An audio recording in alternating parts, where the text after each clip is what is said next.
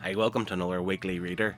I had committed to doing this every week since the start of the year, and I'm late this time, but Storm Owen, Eowyn, Arwen, whatever, that arrived there on Friday. We had a red amber warning. A red amber warning makes no sense. We had a red weather warning on Friday, which is the time that I kind of carve out for myself to make these videos. Unfortunately, because of that, the schools all decided to close, which meant I had the kids for the full day. And not only did I play daddy that day, the school sent work home. So I was a teacher, as well as a chef and everything else that comes with it. So Friday never really happened for me. I missed out. So this is a few days late. This is Tuesday morning I'm recording this. And I thought, I've got a little bit of time here. I'm on my tea break. I'll knock a quick one out. Video, So let's just get straight to it. The first book I actually read this week was Batman Superman World's Finest. This is volume 1, and it's called The Devil Nezha. This is written by Mark Waid with art by Dan Mora. I'm a massive Dan Mora fan. Mark Waid is obviously a huge name within comics. He's written some remarkable pieces of work, but he's not one that I've overly... what's the word? He's just another guy to me. He's not. I don't worship the work he does. He's on Kingdom Come, I think, didn't he? Kingdom Come was only okay. Don't at me. But this is a book that's been on my radar for quite a while since it came out. The reason why I was kind of reluctant to get into it, from what I recall, it never had, it never said it was an ongoing series. It never said it was a limited series. It was more like, let's just see what the crack is. Let's just keep going until we're done, and that's fine. But I want to know how much commitment I can give to the book. Anyway, get into this. This was actually a really good opening start. I want to say it's a good romp. It's just a good action-packed volume. I'm not one for the supernatural kind of stuff, of all these kind of demons and gods that are going to come and destroy the earth and all the rest of it. But this kind of generally worked for me. The Devil Nezha. It's some sort of Japanese kind of warrior from centuries ago when his dad was like the leader of the country and all this kind of stuff, and gets put into a tomb and he becomes too evil and too powerful and all the rest of it. So there's a little bit of Japanese kind of lore kind of into it, which is quite interesting. I quite liked it. But overall, what I take from this book is the fact that you got Batman and Superman, and they're quite early on in their relationship. It's quite early days, and they're still kind of determining, can they trust one another, all this kind of stuff, and what each other can do. But there's a bit of a buddy cop type of relationship here, a bit of witty banter between the two of them. They all obviously have their way of dealing with the threat, and you get to the point where they're both willing to sacrifice one another, and then you see the other's reaction. It's just a really nice storyline between the two of them. You've got a little sprinkling of other DC characters in there. Obviously, Robin plays a part in it too. Generally speaking, I think this is a really good story. If you're a fan of Supes, a fan of Bats, get on this. Again, it's not groundbreaking. It's nothing new. It's not going to, set new heights to what you can expect from these two, but generally speaking, it's just a good fun read. I am reluctant to continue on, not because it's bad, because I don't like these standard size hardcovers, which, by the way, it's been a while since I bought these kind of hardcovers, and but I was buying them before years ago. We're talking 10 plus years ago. They were just matte black. When did they start putting effort into their card covers? Because I'd rather just give us the plain black and make these a little bit cheaper, because I think this was £16 and it was on offer one time on Amazon. I know Amazon, but don't put this much effort into that. Just it's basically a fancy trade paperback. If you want to give us a fancy hardcover book, make it oversized, make it an omnibus, and that's something I'm going to hold out for. So it's a really good story, which I want to get into it. Dan Moore's art's fantastic, but I will wait until it's collected in an oversized omnibus special deluxe edition going forward. And now to the old pull list.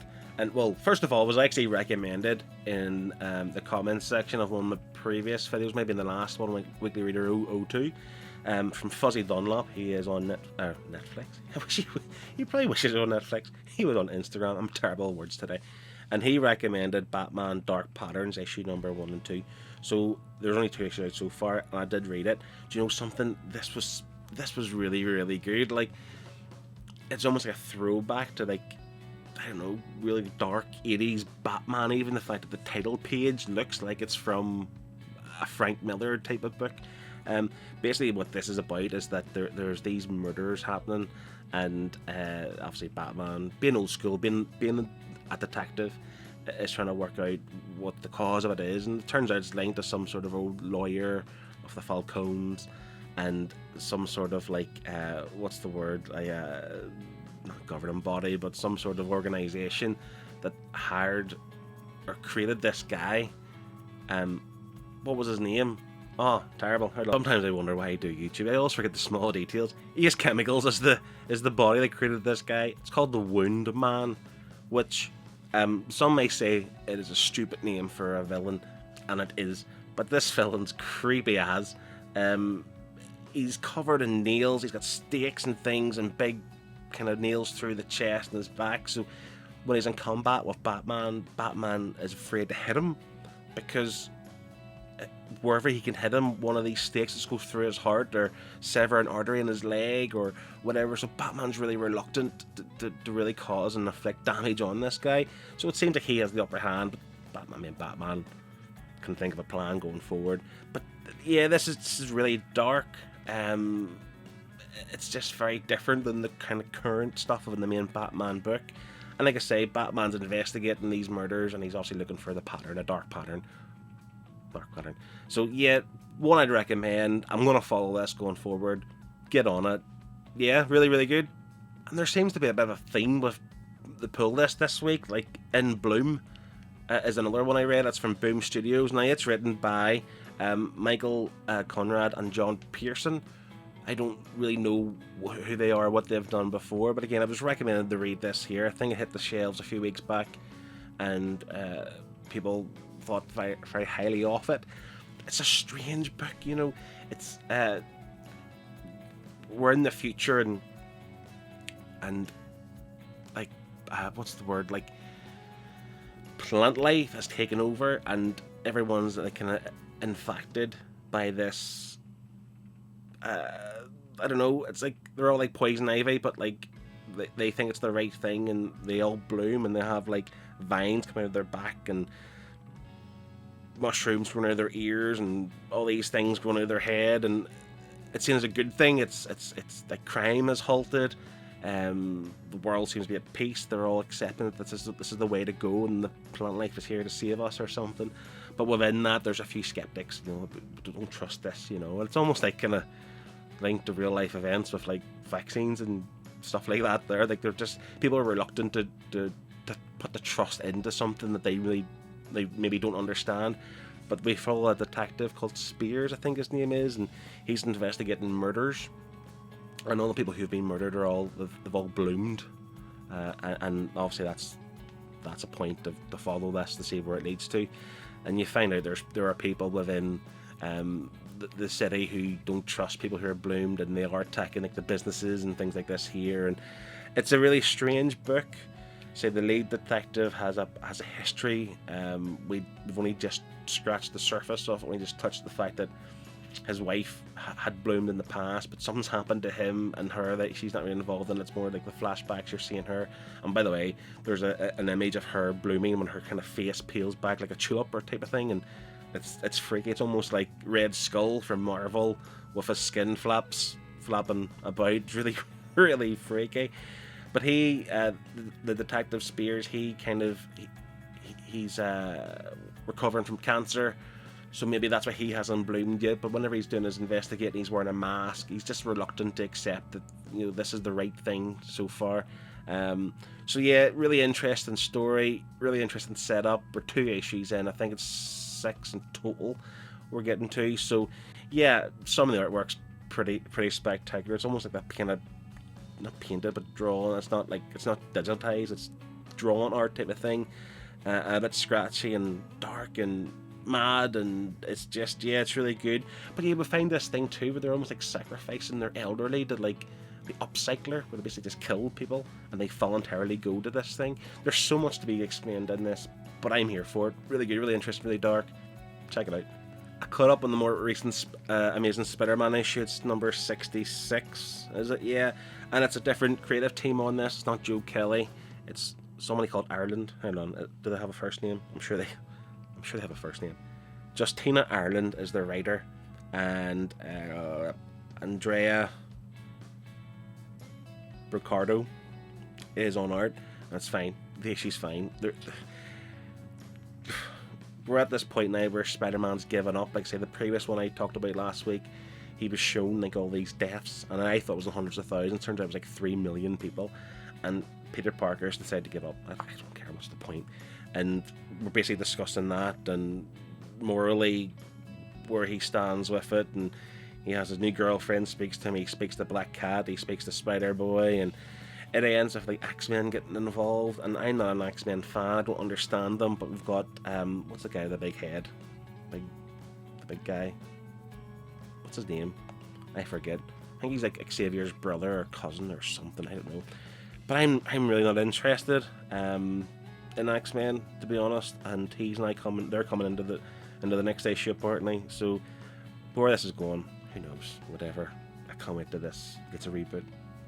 And I'm going to contradict myself with X-Men, because I read What If Galactus Transformed Rogue.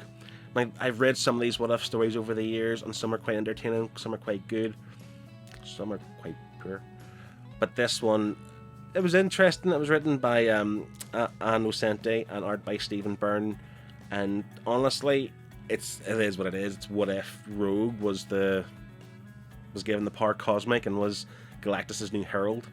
And it's just really interesting. She obviously morally kind of doesn't want to do it. She's kind of rebelling to him, saying, I won't do what you tell me type of thing.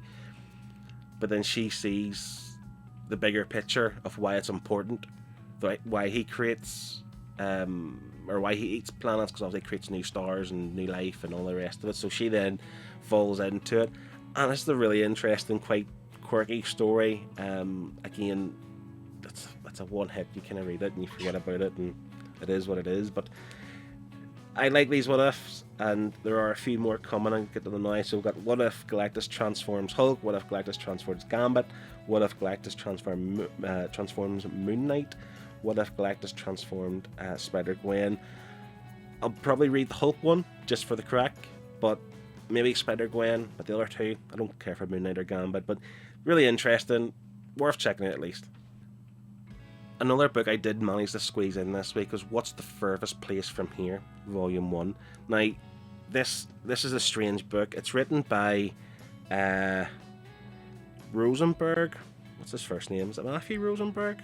I say written by, it just says storytellers are Matthew Rosenberg and Tyler Boss. Tyler Boss being on art, but I'm guessing they're both directing this story.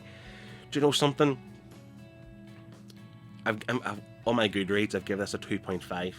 Well, technically speaking, I go 3 stars because Goodreads don't do 2.5. But it's not that it's bad. It's like a 5 out of 10 for me. It's middle of the road in terms of we don't quite know where this is going, but it's intriguing enough that I want to see more. I can't honestly say, like, I can recommend this volume that you're going to be completely overawed by this kind of story.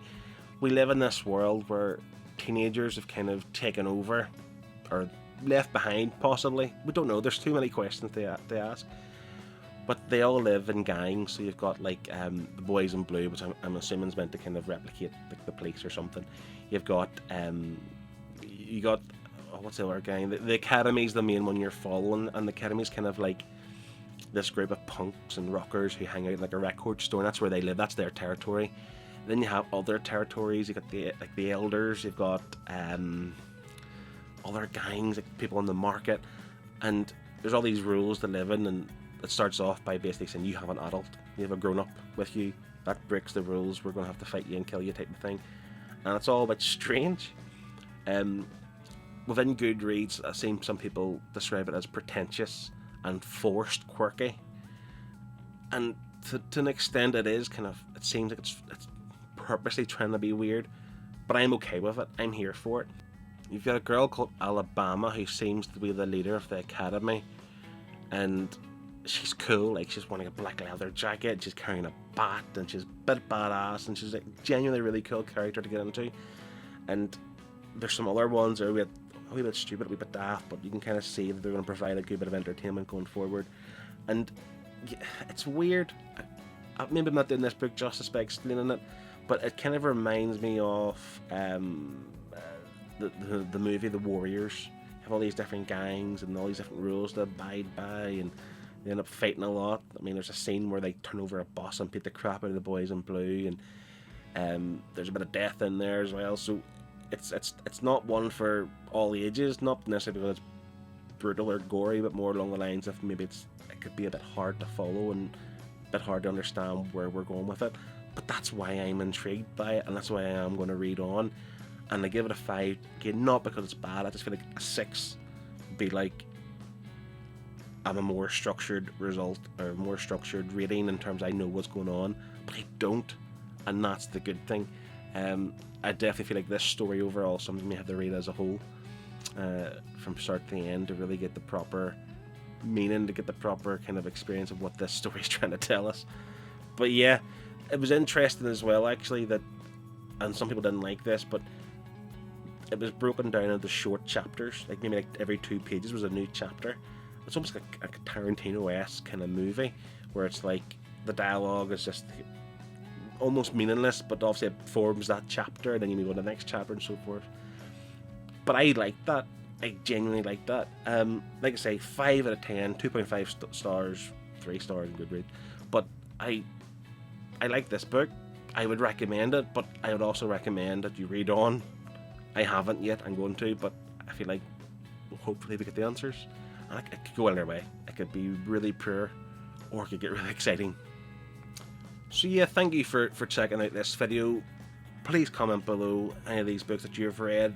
Do your thoughts match my thoughts? Have you read What's the Furthest Place From Here? What do you think of it? Is it too quirky for you? I'm enjoying doing this. I'm enjoying reading the books and actually having a meaning to read them, because I have something to look forward to talking to. I enjoy the comments, enjoy people who message on Instagram, and we kind of engage with what we've read and what we enjoy. So yeah, please like, comment, subscribe, all that good stuff, please. I'm enjoying doing this again. Thanks a lot for watching. Thanks a lot for giving me your time, and I'll catch you in the next one. See you later.